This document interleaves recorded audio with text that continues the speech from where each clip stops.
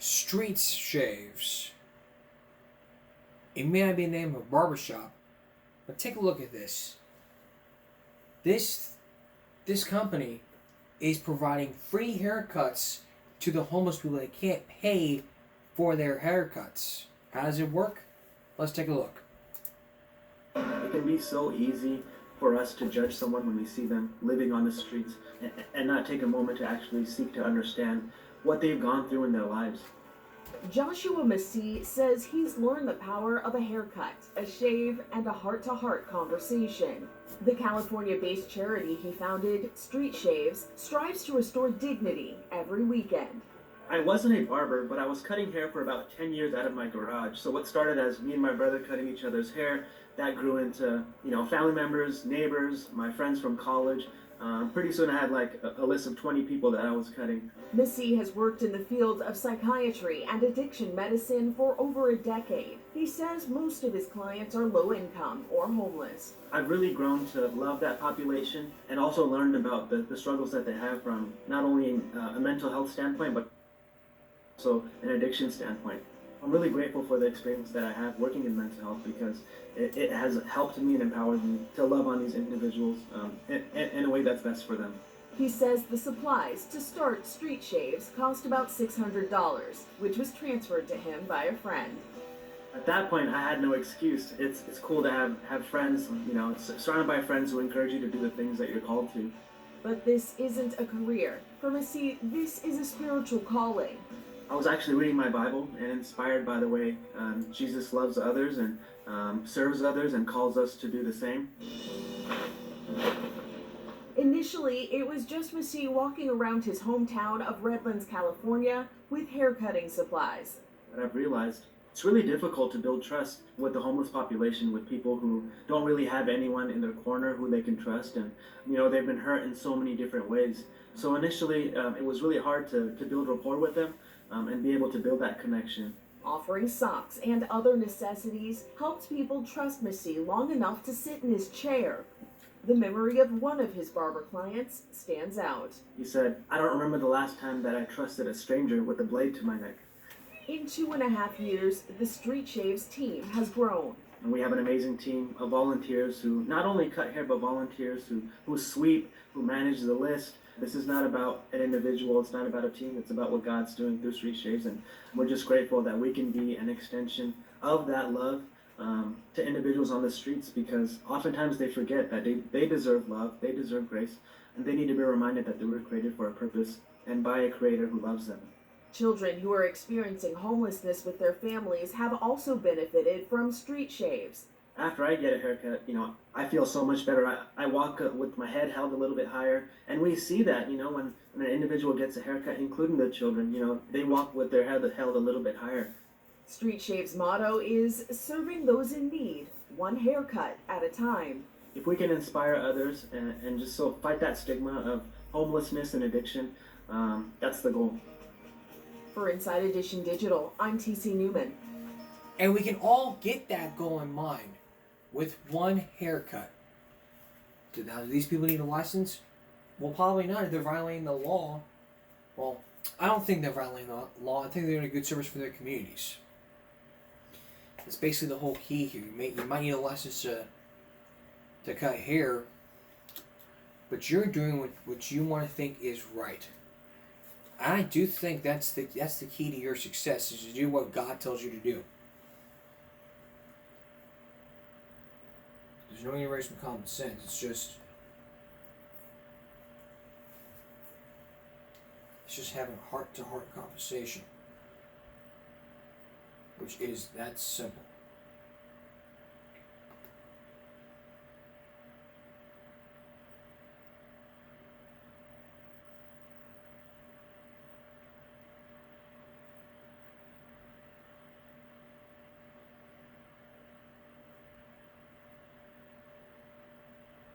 All right, here's a little some breaking news from the Golden Bachelor.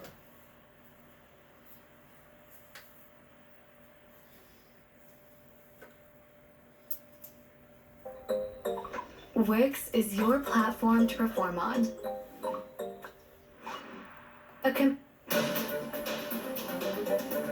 Okay, as promised, we are following breaking news to our studios. It's been just over 3 months since millions celebrated Gary Turner's live wedding to Teresa Nest for the Golden Bachelor. That's right, John Thomas. We are now learning the couple is divorcing.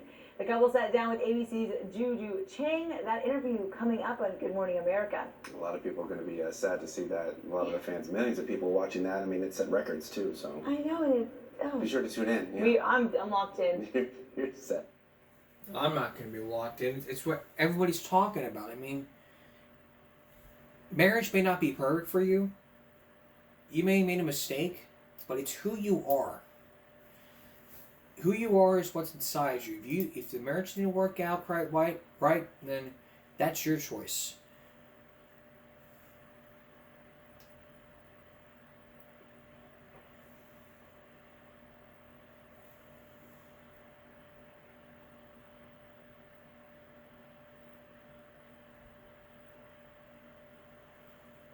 But a lot of times it's just, it was a mistake to get married, but anyone can probably go for a second marriage.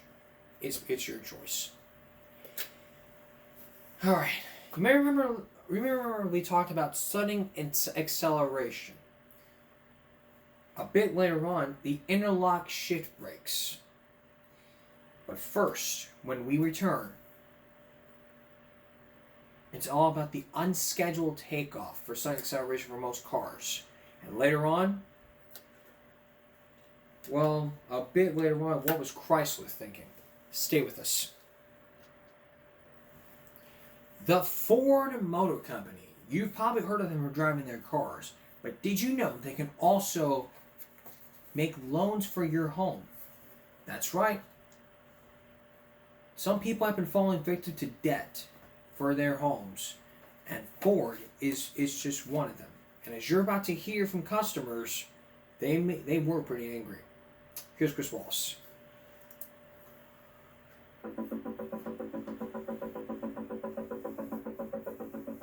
Philip White was moving up in Ford's financial empire.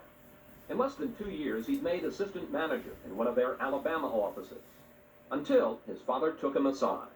He asked me one day, how can you look at yourself in the mirror when you know what you've done to these people?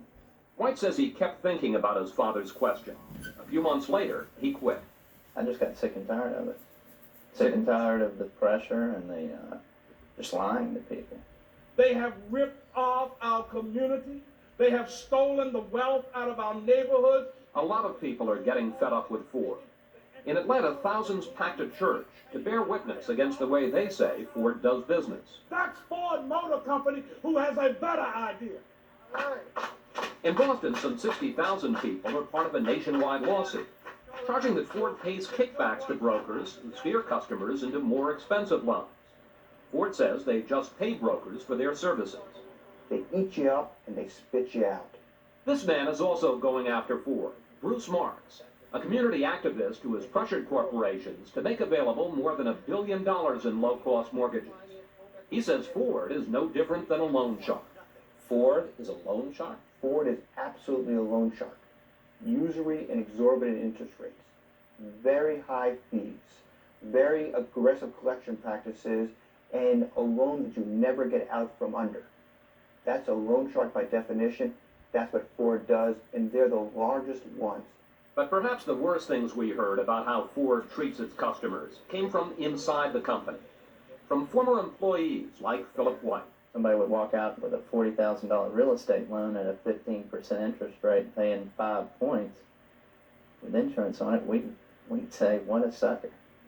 Cha-ching. We just made the company some money. Otis and Cora Ivory of Atlanta have a loan like that.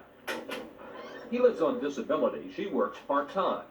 But their house was almost paid for, until 2 years ago, when an independent broker called them and suggested they borrow against their home to pay off some debts.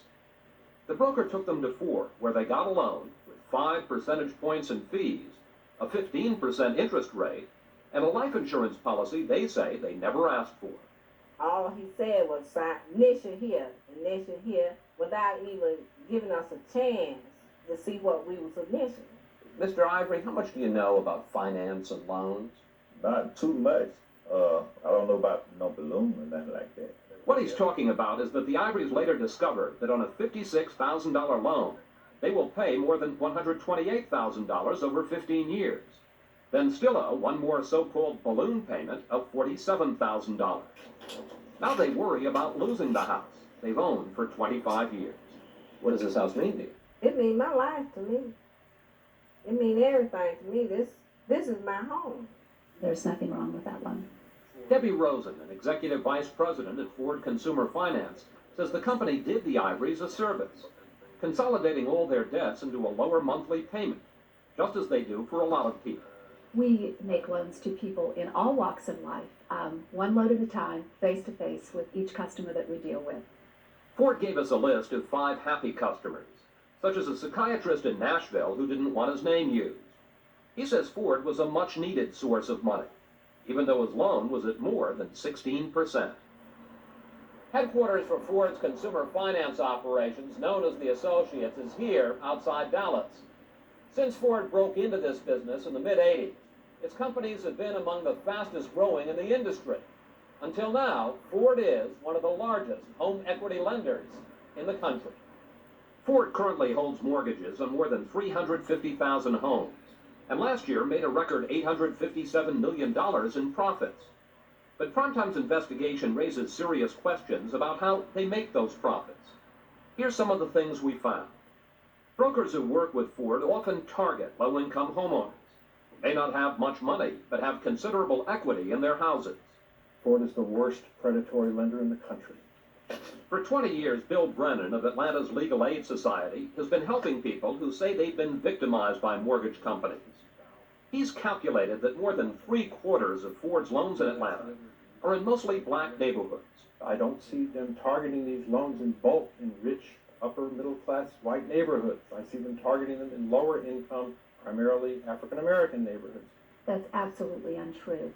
We make credit available to a broad range of people in all walks of life, to the working person who deserves access to credit. And they're not performing a service, because if you talk to any of the homeowners that have these loans, you see what misery it's inflicted on their lives. Brennan took us on a tour of neighborhoods that he says are gold to a finance company. The homes may not be fancy, but many are paid for. And he says independent brokers know that when they seek out customers. What these guys do is they ride around looking for these neighborhoods, then they go to the deed room and start looking up the deeds to see when they bought the house, how much they paid for it, whether there's a mortgage on the house. They can compute what the balance is. Once a customer gets a loan, Ford employees say they are pressured to pack it with as many extras as possible. You wouldn't even tell them about it. I mean, you just breeze through it. Philip White says he had to meet quotas in selling expensive extras. Everything from cancer insurance to auto club memberships. 1 out of every 4 loans that you closed had to have some kind of extra attached to it. Why would the associates want you to load these loans up with extras? It was pure profit. Especially profitable when Ford could add insurance to the loans. Ms. Rosen, doesn't Ford own the insurance company? I can't answer that. Isn't that a Ford We company? we do write our own insurance, but we also write insurance through other companies that we utilize as Isn't well. most of your credit insurance through Ford? Yes, it is. Still, Rosen denies there are quotas in selling insurance or anything else. They want insurance on every loan you do. But this person, who worked for Ford for more than 10 years and doesn't want to be identified, tells a different story. She says she and her colleagues had to meet monthly quotas. This is not her real voice. There was a tremendous amount of pressure on each employee in the office.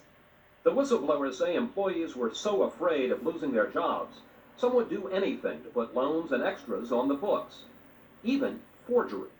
Did you ever sign a customer's name to a document? Yes. Without their knowledge? Yes. Why would you do that? I was told to. There was always a designated forger. Excuse me? A designated forger in the office. White says he knew of about 24 instances of forgery in the 2 Alabama offices where he worked.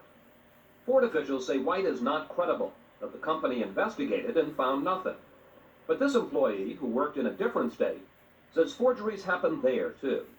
Some offices would forge the customer's name. The customer really didn't even know he had the insurance. Soon after a Ford customer gets a loan, the company tries to get him to take out an even bigger loan. It's known in the business as flipping. Bennett Roberts of Charlottesville, Virginia learned about flipping the hard way. All he wanted to do was buy some meat on credit. He ended up with a $50,000 mortgage and almost lost his home. After Roberts bought the meat, an Associates branch manager, Donald McCauley, convinced him to take out a bigger loan at 19% interest to pay off all his debts. Roberts can't read and says when he put his ex on the loan, he didn't realize he was mortgaging the house he owned free and clear and pledging half his small income.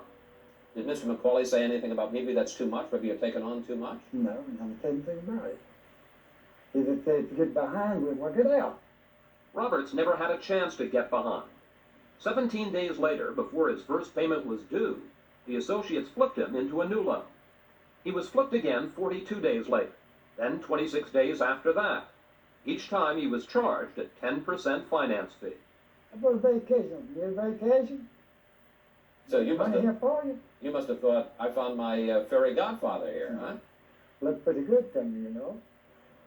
The Associates flipped Roberts 11 times in less than 4 years. In the end, he had a $50,000 mortgage, half of which was finance fees. He ended up in the hospital with heart problems, he says, were brought on by stress. I knew I was getting deep for him, but what could I do? If I didn't want to lose my head, didn't want to lose my house. This man went from borrowing some money so he could buy some meat to fighting for his home. You think Ford helped this guy out? Mr. Roberts is not a representative loan of the way we do business. The Associates foreclosed on Roberts' house, but he sued. In a settlement, the company forgave his loan and let him stay in his house. And Ford says it has changed its policies to put some controls on flipping. Other people aren't so lucky. We found Ford customers across the country who ended up losing their homes.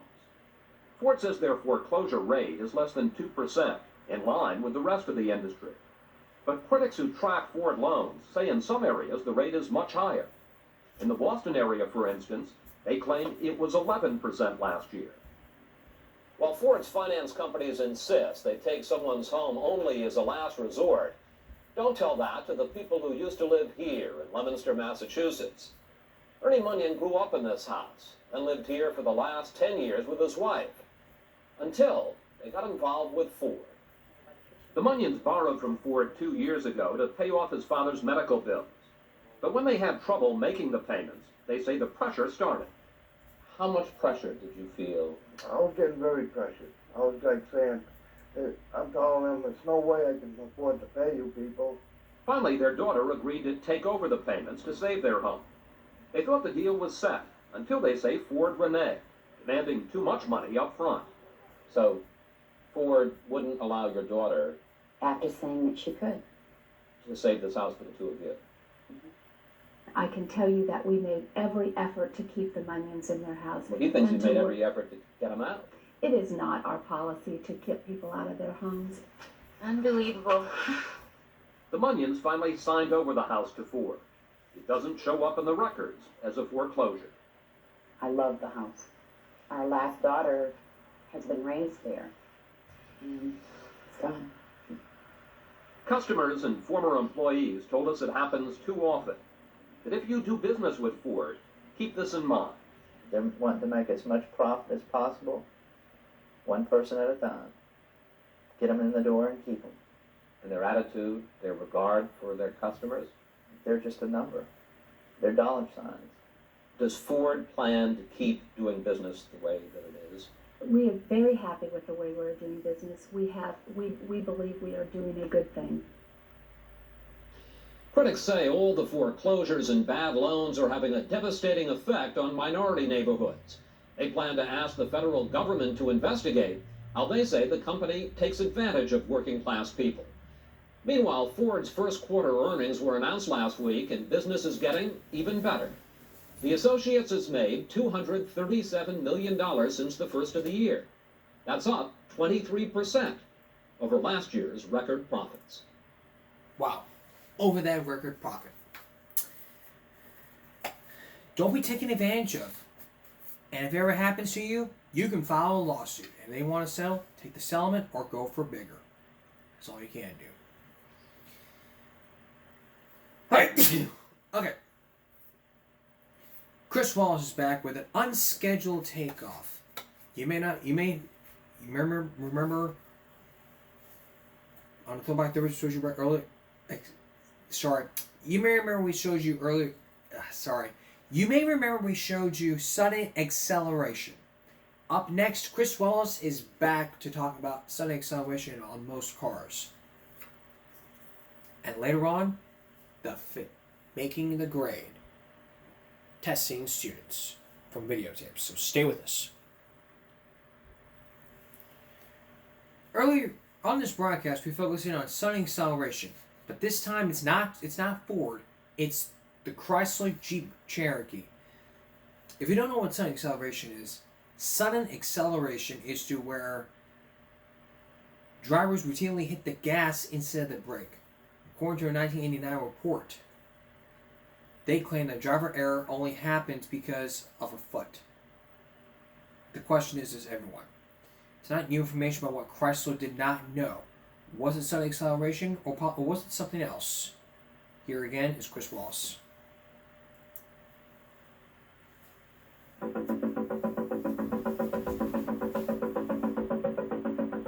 looked like there was something wrong with the car. A Grand Cherokee slams into a crowded Los Angeles bus stop on Valentine's Day. 4 people are injured. 1 man is killed. It, we think, accidentally accelerated, stuck open. In Des Moines, a Jiffy Lube mechanic loses control of a Cherokee and crashes into traffic. A 3-year-old in another car is killed. The problem is sudden acceleration. In hundreds of cases, people shifted from park to drive or reverse, and Cherokees bolted at high speed. You may not have heard of this, but people who deal with cars for a living know all about it, like car wash operator Walter Tack. When you're going that fast in such a short distance, you have very little time to think about it. The car wash industry issued a special alert after 120 accidents with runaway Cherokees. Car wash attendants now take special precautions. With one hand on the ignition switch, we put it into gear. It's an awkward position, but it does work. The consumers tell us the car just took off like a rocket. It was roaring. I couldn't stop it. Consumer advocate Clarence Ditlow of the Center for Auto Safety wants Chrysler to recall the Cherokee. All told, there have been 5 deaths, and the government says it has 500 cases so far. The Jeep Cherokee is the #1 vehicle for sudden acceleration in America. The mystery is why Cherokees are taking off on their drivers. It's a question that has troubled government and safety experts for years. But now, a primetime investigation has come up with the best answer so far as to what's causing these tragedies. Bobby Long was in his Grand Cherokee at a crowded Delaware mall when he slipped it into gear. The car had a loud roar, automatically took off by itself. Tried to brake it, it didn't do anything. The Cherokee kept accelerating to almost 40 miles an hour as it raced through the parking lot. What was going through your mind? Trying to control and stop from killing people is what was in my mind. I heard loud squealing of the wheels. Ann Garcia was walking through the lot, and Long couldn't avoid her. As quickly as I turned around, I had been hit. The impact broke her neck and tossed her 100 feet. Your body actually went up in the air and landed down under another car. Another woman is still recovering after being crushed between Long's Cherokee and the car that finally stopped it. I thought I killed 2 people. Is there something about the Cherokee that's causing all these incidents? No, there's nothing wrong with the vehicle. The vehicles are very safe. Sue Siskey is head of safety at Chrysler. She says none of the accidents investigated so far has turned up any defect in the brakes, engine, or anything else. Instead, she blames it on something Chrysler calls pedal misapplication. What do you mean, pedal misapplication? The driver is confused, thinks they have their foot on the brake, and probably has their foot on the accelerator. The company produced this video to prove its point. They hit the gas on a Grand Cherokee, then applied the brakes. Even with the accelerator still floored, the vehicle stopped. Simply put, brakes always win. So all of these incidents, it's the driver's fault? But while they believe they have their foot on the appropriate pedal, it's an error. They do not. To this day, as we sit here right now, you're absolutely certain you had your foot on the brake. Yes, I am. Ellen Boland doesn't buy any of this talk about driver error. Like a lot of people involved in these accidents, she had owned her Grand Cherokee only a few days when she tried to move it in her garage. And the vehicle just took off. I had both feet on the brake. It would not stop. Starts climbing up on the garden tractor, pushing it into the wall. It climbed up these steps. The Jeep is actually The going up Jeep the steps? actually climbed up these steps, got to here, and broke through the wall. Broke right through into your family room Yes, there? it did. And my husband was standing right here. Which brings us to the next part of the Cherokee mystery. If it is just a matter of people hitting the gas instead of the brake, why are they doing it so much more often in the Cherokee? This man thinks he knows why. Safety expert Bob Kunitz often testifies as a witness in court for accident victims. Chrysler says this is driver error. It is. But it's design-induced driver error. The design of the vehicle causes that error to occur. We hired a member of the Society for Automotive Engineers to measure the design of the pedals on the Cherokee and several other vehicles. 0.34. The Ford Taurus is typical.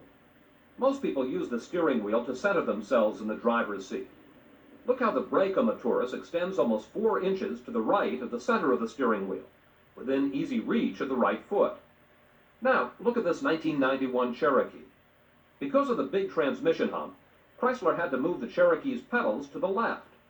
The brake extends only 1/3 of an inch over the center line. Most cars, if you put your right foot down, a little to the right of the center of the steering wheel, you're going to get the brake pedal, but not on the Cherokee. On the Cherokee, what do you get if you put your foot in that place? You get either air or you get the accelerator pedal. And if you get the accelerator pedal, you get trouble. We also measured the Cherokee's chief competitor, the Ford Explorer. Again, the Cherokee pedals are to the left. Kunitz had me get into a Grand Cherokee to see what he was talking about. It was my first time inside one. Put your foot on the brake. All right. That is a little bit off to the left there. It's very much off to the left. And I think back to where you usually go to brake. It would be right on the... You're right on the edge. Right on the right edge of that brake. Now, suppose you just missed by a little bit. Mm-hmm. And now all of a sudden, oh, there you go. Your foot's down and you're hitting the accelerator pedal. Yeah. If you still have doubts that something as simple as where the pedals are located can be causing such a deadly problem with sudden acceleration, consider the worst case the car industry has ever seen. The case of the Audi 5000. Back in the 80s, it was a big seller with a big problem. The government documented more than 2,000 accidents, 6 of them fatal, involving Audi 5000s, which suddenly took off on their drivers. 60 Minutes did a report that almost put Audi out of business in North America. The broadcast seemed to dismiss Audi's view that drivers were just hitting the wrong pedal. Maybe you ought to have a special course to teach these articulate, well-educated people who buy the Audis the difference between the gas and the brake. No. 60 Minutes quoted experts who offered theories that blame the car's computer or transmission. Again, watch the pedal go down by itself. 60 Minutes had it wrong. Simple as that. Yes. Mike Brownlee should know. He was in charge of the office of the National Highway Traffic Safety Administration that investigated the Audi 5000. The final report said the major cause appears to be pedal misapplication, which appears to have been increased by the location and possibly the feel of the control pedals. 60 Minutes has since clarified its report. Brownlee, who retired 2 months ago, says the Cherokee cases in the 90s sound just like the Audi cases in the 80s. When you say it's the pedals, they had their foot on the wrong pedals, how certain are you? Quite certain. Virtually completely certain. To check out the comparison, we also measured the Audi 5000. Guess what? Its pedals line up almost identically with the pedals on the 91 Cherokee. Chrysler insists the Cherokee has no design problem.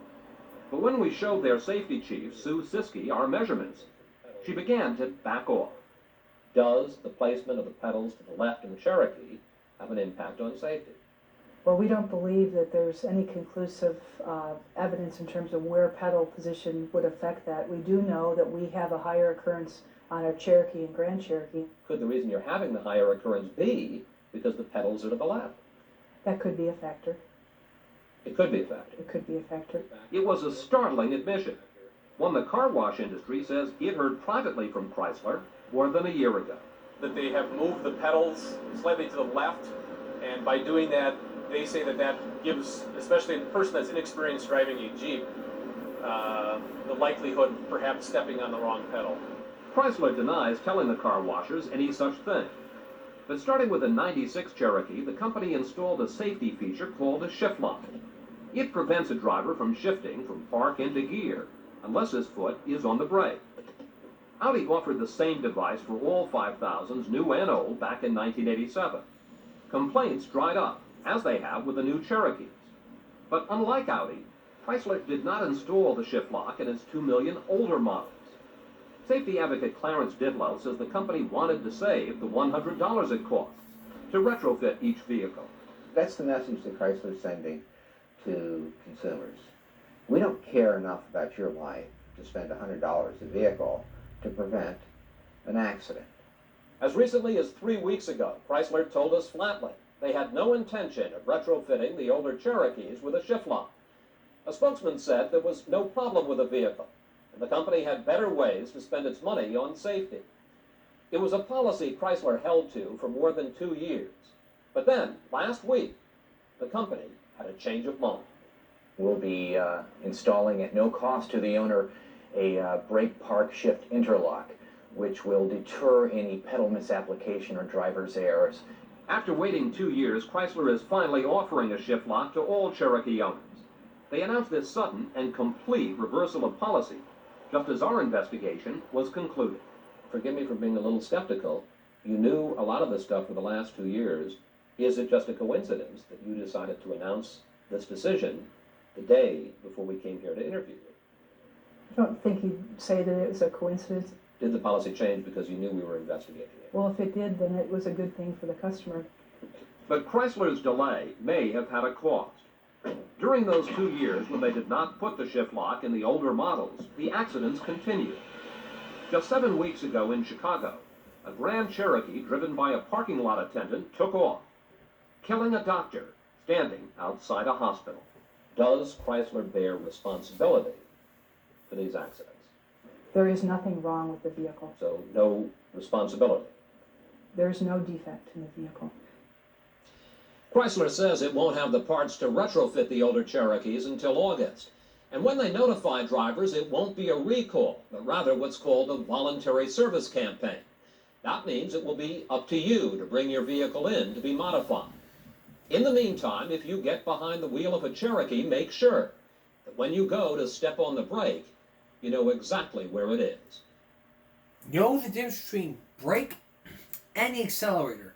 This is your left hand. This is your brain on the brake. And this is your brain on the accelerator. This hand is on the brake. This is your hand on the accelerator. But if you put them together, your brake is put on your brake. You take your foot on the brake with the accelerator. Get taken off like a rocket. And even then, you won't have to make the grade. Coming up, see first time videotape about students getting tested to compare. Just basically because you just have to watch the videos to find out. We'll be right back. Stay with us. Welcome to Wheel of Fortune. It's time to solve the puzzle. The category is failing grade. Can you solve this puzzle? Basically, students are giving tests to prove themselves like in science and math. But the problem is we Americans are falling behind because of foreign. And the question is why? You're about to meet somebody who can show you on videotape the reasoning why this is happening. Again, this is not comparing, we're not being on the high horse with Japan. It's basically all about the failing grade. And if you were to come and say, Pat, I like to solve the puzzle. The reason why we're failing a grade is because of Japan. Pat would say, that's it! You would win $1,000 easy on Wheel of Fortune. Here's Cynthia McFadden. 90 plus 90 is... Are we solving for 2x or are we solving for multiplied by pi. circumference divided by diameter? Times ABC. Equal 180 degrees. Numerical example of a zero exponent. The U.S. and more than 40 other economically advanced countries tested their students in math and science to see how they scored and how they compared. There's a report today which states that in two critical areas, math and science, American students do not match up very well with other students in other countries. The results show American schools are failing the test. I think the most telling aspect of this is there were only 7 countries that we can say that we actually outperformed.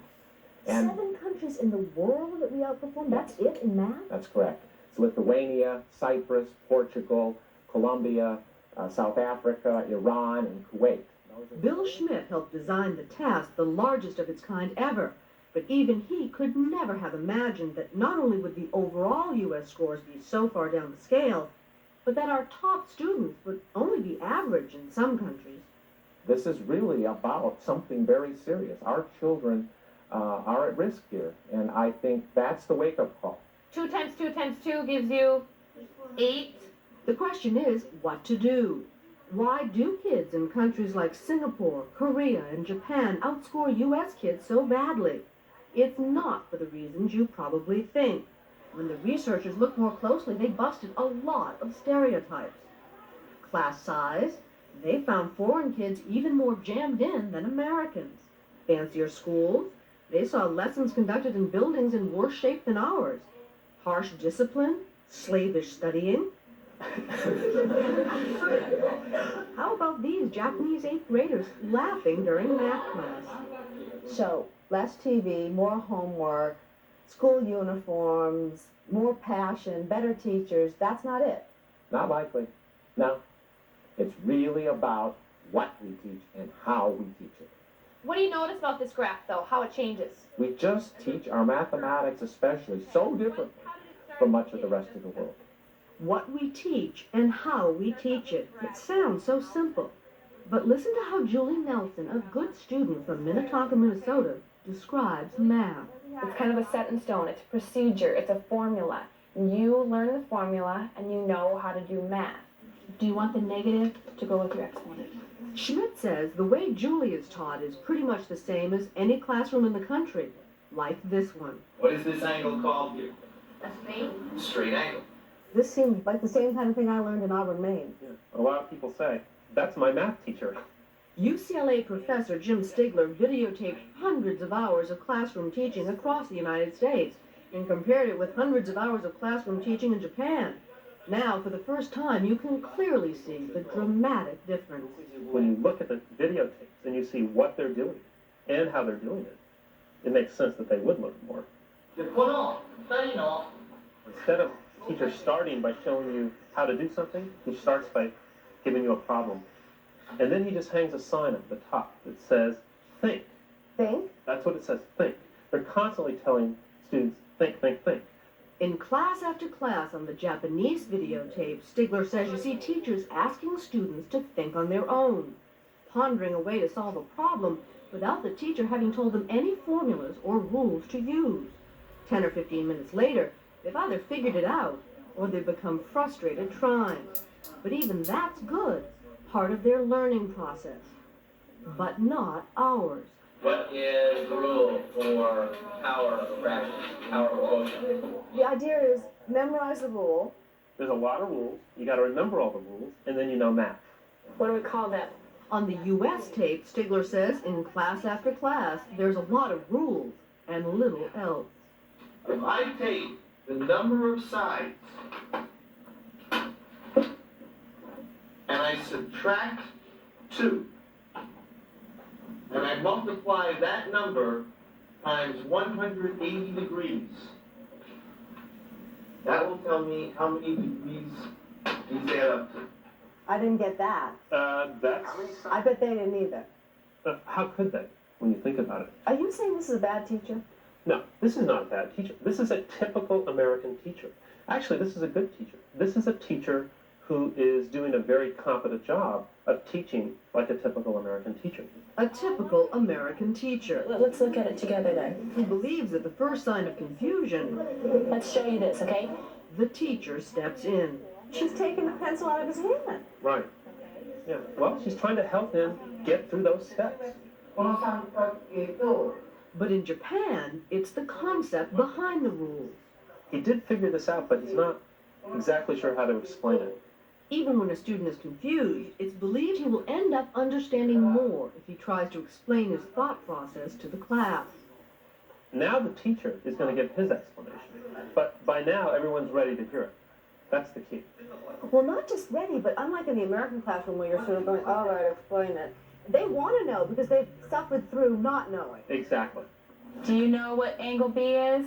And it's not just how we teach, it's what we teach. So many topics, U.S. teachers can never concentrate on any one thing for very long.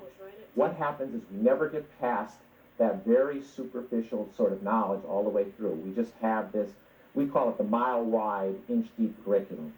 This is a U.S. mathematics book, 8th grade level, okay? And you can see it is about 700 pages long. They're built like an encyclopedia. It's a big book. The rest of the world are carrying books around that look like this. This is the 8th grade Japanese curriculum. As you see, they're paperbacks. They're small. That's a textbook? These two combined is the equivalent to this. And they end up knowing more than we do. And they end up knowing more than we do. And it's not just Japan, like these books. Look at this book. This book is from Slovakia, another very high-achieving country. That's their 8th grade math book. Here's a Russian textbook. It's the same. It's a small, straightforward book. Russia, Slovakia, Japan. Schmidt says any teacher can get into more depth covering 5 or 6 topics a year in the smaller books rather than the 35 or so in American textbooks. I wouldn't want to say blame the teachers. It's bad teachers. It's a bad system. You need to write a procedure in your group. But before you say that's the American way, take a look at Julie Nelson's science class back in Minnetonka, Minnesota, where the teachers themselves have come up with a different kind of system. I want you to come up with your group, come up with an answer. We haven't talked about it in class yet. Answers before you talk about something?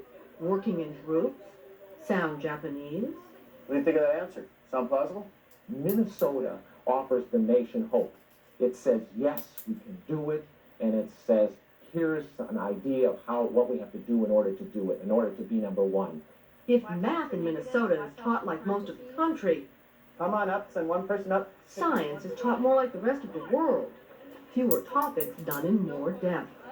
Are the crystals random or layered? It's those fewer topics that's the key, not the Japanese style. Mike Rogers is using his own technique. With fewer topics to cover, teachers have the time and the freedom to do whatever they think is necessary to make sure kids are learning. You tend to find that when you can go into more depth, kids make more connections. Instead of just memorizing information, they start to understand the connections between them. The results speak for themselves, with essentially only this difference in teaching. The same kids in Minnesota who did only so-so in math on the international test skyrocketed in science. In one category, they tied for #1 in the world. We don't want to be simplistic and think that if, in fact, we only changed teaching, that our students would learn more. They may not. But you know what? It makes a lot of sense that they would.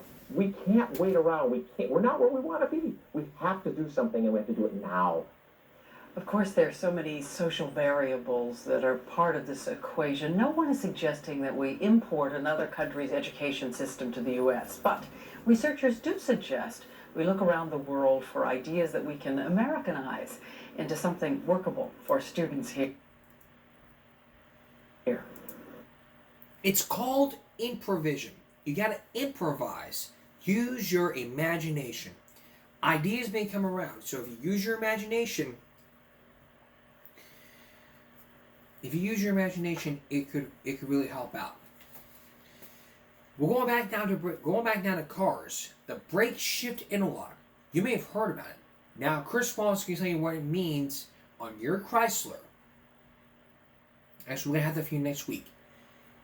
We talked about how Chrysler is involved in sudden acceleration. Up next, more accidents are happening with these Chryslers. And now James Walker has that story. Stay with us. Now it's time to talk Chrysler again.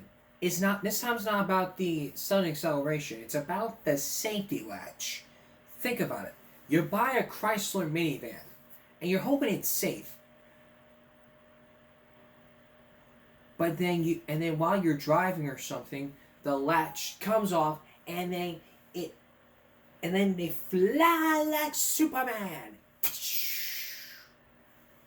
Except that it would not be movie magic. It would be out of the car because of that safety latch. And you're wondering to yourself, Chrysler needs to do better. Tonight, you're going to see that safety conspiracy that happened. But Chrysler has denied it. Why hasn't the government done enough to protect the consumer from these safety latches? Here's James Walker. There was Alex Boyd in North Carolina. I was sitting in the back seat, and I had a lap belt on, and I flew out the back door, and I got stitches there and stitches up there. Graham Woodbrook in Florida. I turned around to see if everybody was okay, and I could see the two girls, and I couldn't see Heidi, and the rear door was open. And Tim Hartshorn in Michigan. The only thing I know for sure is that the seatbelts came undone and the back hatch opened and the children were thrown out, and that killed them. These accidents, which involve Chrysler minivans, have something in common. When the vans were hit, even at moderate speeds, this rear door latch apparently twisted, the lift gate popped open, and passengers sitting in this removable seat, some wearing seatbelts, some not, were ejected out of the back. It was being hurled from the car that caused their deaths. It was the breakage of all their bones caused their deaths. 8-year-old Michael Hartshorn and his 15-month-old sister Catherine were ejected from their parents' Plymouth minivan. The accident in Mount Pleasant, Michigan happened in 1992. The 8-year-old is the one that landed next to the house in the bushes, and the infant and the car seat were thrown into this area of the yard over here. The Hartshorns sued Chrysler, alleging a weak latch was responsible for their children's deaths. The company settled the lawsuit out of court. Last fall, the federal government conducted these crash tests, which it made public 2 days ago. When a Chrysler minivan is hit at 30 miles an hour, the rear hatch opens and passengers are ejected. By March of this year, the government had received reports that 32 passengers had been killed and 76 injured in these types of accidents. Under mounting pressure and with the government's blessing, Chrysler responded. Today we are announcing an unprecedented action that is going to put the issue of Chrysler minivan liftgate latches behind us. Chrysler insisted that the rear door latch was safe. Now, throughout this investigation, Chrysler has maintained that there is no safety defect in our minivan latches, and we continue to believe that today. Without admitting a safety problem, the company offered to replace the rear latch on 4 million Plymouth, Dodge, and Chrysler minivans. It was not a government-ordered recall, but a voluntary service action. Your concern is our concern. So for your peace of mind, we will replace your 1984 through 94 liftgate latch with a stronger latch, free. Remember, it was just this past March that Chrysler made the offer. But according to this man, Paul Sheridan, Chrysler had known for years that it had a safety problem with the latch. How long has Chrysler known about this? Well, I'm going to say Chrysler has known about this for at least the last 4 to 5 years. I became aware of it in a direct sense in 1992. Why should he know the inner workings of Chrysler? Because he was there on the inside for 10 years. For nearly 2 of those years, until late last year, Paul Sheridan was chairman of Chrysler's minivan safety team. When we spoke to him in March, he told us what his safety team had learned about the rear latch. In minor accidents, the latch fails, the hatch opens, and occupants are being ejected out of the back of the minivan. This causes serious injury, and unfortunately, in some cases, it has caused death. But despite what Sheridan said Chrysler knew, this March the company still maintained publicly that the latches were safe. The automaker sent out letters to minivan owners blaming emotional media coverage for the controversy, and they reassured owners there has been no formal determination that a safety defect exists. Edna Benziger from Bronxville, New York, says the letter gave her no cause for alarm. I really didn't think it was a real safety issue. I thought it was just a small part of the lock system that was defective that we would just replace. But when they told me they didn't have the parts, they didn't tell me there was an urgency either. They said call back in 3 months. Months went by and the latches still were not available. The reason, according to Chrysler, engineering delays. Meanwhile, Chrysler had set up a telephone hotline. Operators were given this script. When asked why owners should feel safe, the operators were instructed to say, "There is no defect with the current latch. Owners can best protect themselves by using seatbelts at all." I mean, part one is going to repeat. This is Meanwhile, Chrysler had set up a telephone hotline. Operators were given this script. When asked why owners should feel safe, the operators were instructed to say, "There is no defect with the current latch. Owners can best protect themselves by using seatbelts at all times." But seatbelts did not save 9-year-old Brandon Auer. His parents, Donna and Brian, were among minivan owners who say they had no safety concerns after receiving the letter from Chrysler. They implied there was not really a safety concern, that they were doing it just for the peace of mind of their valued customers. So we didn't think that our family was in danger. Just last month, more than 5 months after Chrysler insisted its latch was safe, the Auers were driving their 1989 Plymouth Voyager on this Illinois road. Both of their sons, they say, were wearing seatbelts. Alex in the middle seat, Brandon in the rear. A car ran a stop sign and slammed into the van, propelling it into this cornfield. Donna yelled for me to get Brandon, and she would get Alex. And I turned around and looked, and my gate is open, and my rear seat is gone. And I yelled, "Oh my God, Brandon's gone." Brandon was ejected. His mother found him at least 58 feet from the van. He was still buckled into his seat. He was slumped over in his seat. And I undid his seatbelt, and there were 2 people there already, and we laid him down on the ground, and they started CPR on him immediately. But it didn't do any good. A coroner's jury concluded Brandon was killed because he was ejected due to the failure of the van's latches. This summer in Dallas, David Abercrombie says he asked his local Chrysler dealer about the new latch. I said, "When are they going to replace the latch?" They said they haven't manufactured them yet, and really it's not that big a problem. Safe to drive was your Safe impression. to drive, yeah. And if it wasn't, why would they let me go? Abercrombie set out on a long trip with his fiancée, Lynn Jones, and her family. It was this past July, nearly 4 months after Chrysler announced the offer to replace the latch. In the New Mexico desert, Lynn, who was driving, lost control of the van. Police say the rear struck this guardrail and the van rolled over. 5 passengers who were not wearing seatbelts were ejected, including Lynn's son, Mark. I remember just being shot straight out the back of the van. I was just immediately thrown onto the pavement and skidded about 15 feet, 20 feet. Lynn's sister, according to police, was ejected too. She lost an arm. Her mother, who was also ejected, was killed. Abercrombie, his fiancée, and her family are suing Chrysler. Well, I believe that this latch is unsafe. It's a threat to the public. Joan Claybrook is president of Public Citizen, a consumer advocacy group.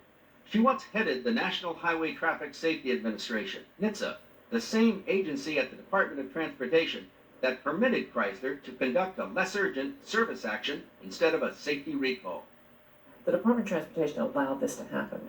All this delay and dilly-dally and letters that deny that there's a safety hazard and hotlines that deny there's a safety problem are examples of what happens when you make the first mistake in the very beginning, which is to allow Chrysler to call the shots. Last month, NHTSA suddenly spoke out in an angry letter about the script operators used on the Chrysler telephone hotline. An official wrote, "NHTSA is very troubled by the tone and substance of the script. We are disturbed by the prospect that numerous minivan owners are being led into a false sense of security about the safety of their minivan latches." As far back as 1990, according to this internal company memo, Chrysler managers considered strengthening the rear door latch.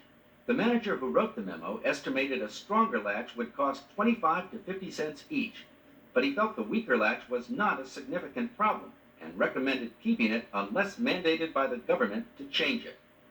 And Paul Sheridan, who ran Chrysler's minivan safety team, says he urged Chrysler not only to develop a stronger latch, but to add a backup latch. During early 1993, for example, I made a presentation recommending that the current latch be upgraded to what we call a dual-stage latch. And even though every competing minivan, like this one, had a dual-stage latch, Sheridan says Chrysler did not want it. I was told that to upgrade the latch, especially in terms of its design philosophy, in terms of going from a single to a dual, to make that drastic a change on the latch, would indict all the previous latches. You effectively are admitting to guilt. That's what I was basically told. And so it was on that basis that the safety leadership team recommendation to upgrade to a dual-stage latch was rejected. Chrysler turned down our request for an interview. The company has stated that it spent millions of dollars on safety features, but did not think upgrading the latch would increase safety. Sheridan says that last year, Chrysler disbanded his safety team after company officials repeatedly objected to his recommendations. I began to recognize that anything negative associated with safety, anything negative at all, was to be quieted and hushed. Chrysler fired Sheridan and is suing him for defamation and for allegedly disclosing confidential information. In court papers, the company claims because Sheridan is not an engineer, he was not qualified to make safety engineering suggestions or decisions. Sheridan denies Chrysler's charges and is suing the company. After all this, the question remains, is the latch safe? Just this week, the National Highway Traffic Safety Administration closed its 2-year investigation by concluding it is not safe enough. The safety of millions of minivan owners and their families is at stake here.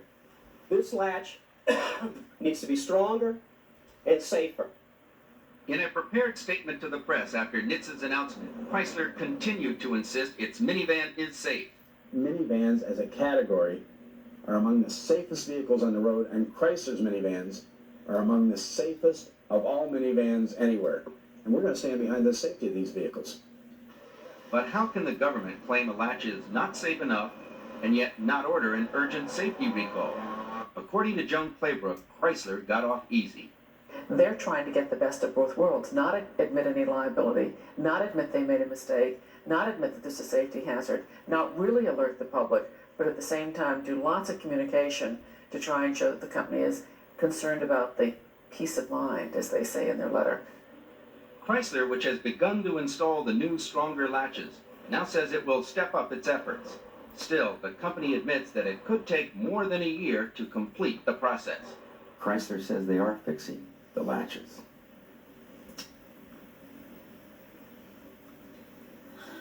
Well, not fast enough. Not fast enough when people are dying. If our son had stayed inside the van, there's no doubt he would have walked away from the accident just like the rest of us did. So how can they say there's not a problem? James, if the government has determined that these latches are not safe enough, why hasn't it ordered a recall? Well, the government says that Chrysler could fight a recall in court, delaying production of the stronger latches, and that with this agreement, the stronger latches are being installed. But I must tell you that we called around to some dealerships today, which did not happen. Now, what are the owners of these minivans and their passengers supposed to do? Well, first of all, if you have a 95, 96 model minivan, no problem, they've got the stronger latches. If you have the older minivans, the suggestion is this: wear a seatbelts at all times. Double check that rear seat to make sure it's properly installed. And finally, even though the number of ejections is statistically rare, perhaps maybe you shouldn't use that last seat. There may be statistical rarity, but if it happens to you, it's 100%, and that's rough. Thank you, James. It is rough. You gotta look at it from every perspective that you can. Basically, make 25 to 50 cents? Come on! 25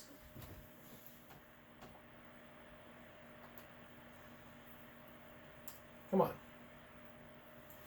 25 cents plus 50 cents? That's 75 cents total. It only costs you 25, 50 cents. Get it right. If you're gonna make a safety latch, make that safety latch. Don't go out of your way and say, nope. We don't care about that. Care about it. Make that latch. And for customers that own these things, ditch it. Ditch it if you have to. You got the older ones, double check the seat. You want to do it? Well, yeah, throw that sucker out. Throw that in the ditch.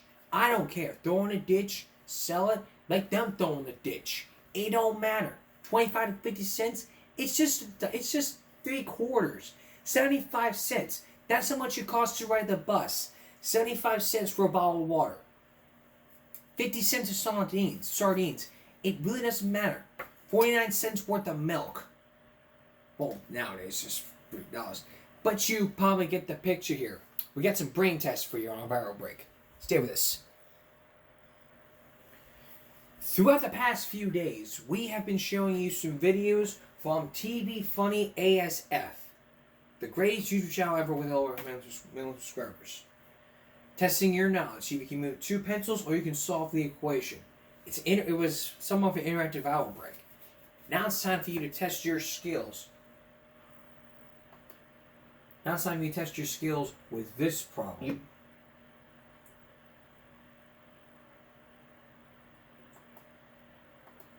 Do you think you could solve this equation?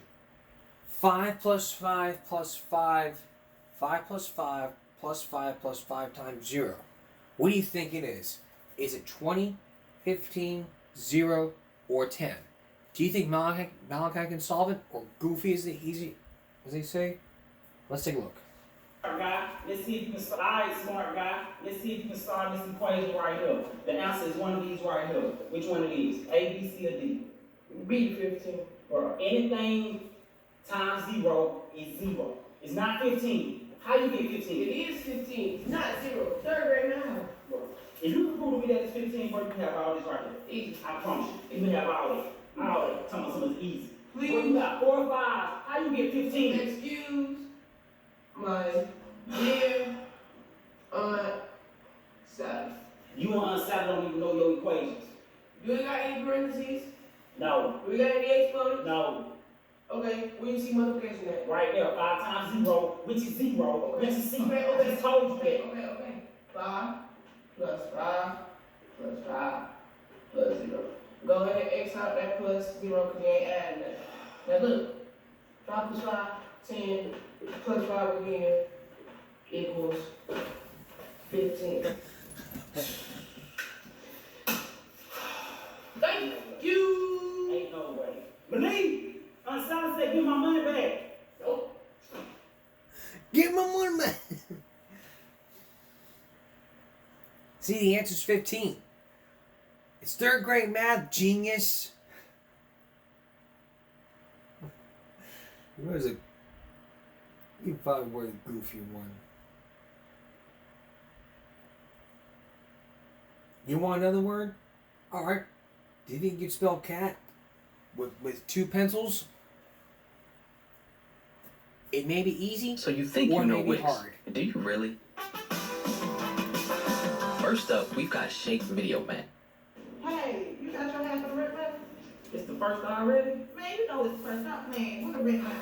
My son got it all. Man, I ain't got time to play your game, man. I need the rent money. You got your hair? Yeah, I got my hair, but I work out so hair. Listen, I got an idea. All you got to do is move 2 pencils, spell the word K. Oh, no, I don't want to play no idea. Yes, why? No, I don't want to believe. Sir! You want to pay the rent? You messing up my game. Listen, you got some money? Yes. Put it down. Move 2 pencils to spell the word cat. C-A-T. It's impossible. I told you, it's impossible. Thank you for paying my rent, man. Go. Bro, it's impossible. What you doing? Yeah, C-A-T. Cat. Thank you. Thank you for paying for my BC. Man, I'm gonna be homeless because of you. Man, these games, man. Malik, you can't do it like that.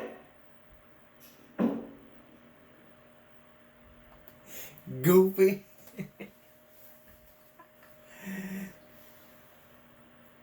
We get okay. We're gonna do a couple more. And we're gonna do 2 more, and we're gonna be done. If you don't know how to make chords, this is it. Congratulations. The chords are already made for you. We can drag one of these chord progressions in. 3 plus 5 equals 6. All you got to do is move one pencil to make this equation true. $200 yours. You know the routine. And you're going to get 30 seconds. So move one pencil. Nope. Goofy, you don't know what you're doing. 5, 4, think fast. 3, 2, 1. 3 plus 3 equals 6. That was 31 seconds. I ain't gonna fight you today. It's 31 seconds.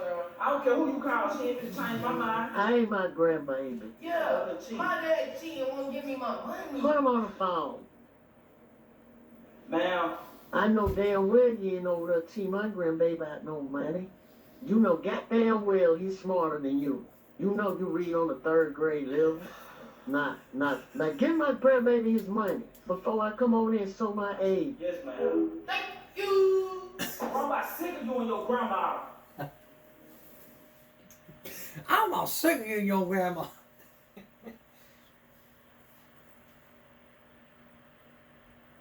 I'm all sick of you and your grandma. Thank you. Alright, one more. Do you think you can move one pencil, spell one word? I think we're going to challenge your brain. Business is here. With Wix, you get advanced AI capabilities. You got some money? Yeah, I got some money. Let Doug do it. My son don't know how to play the game. Man, last time you said that. All right, guys. Alright. So, this is... All you gotta do is move one pencil to spell another word. This right here is shot. Do you think you can move one pencil? Let's see if I can try.